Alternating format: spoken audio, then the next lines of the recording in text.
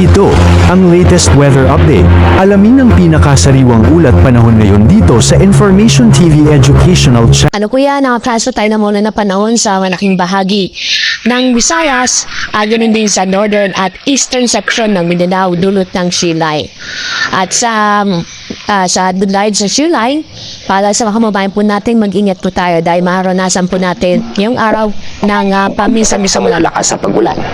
Samantala, itong malakas amihan ay dahil sa malakas amihan, nakakaranas po tayo ng malamig na panahon sa malaking bahagi ng ating bansa, tulad sa Luzon at sa Visayas.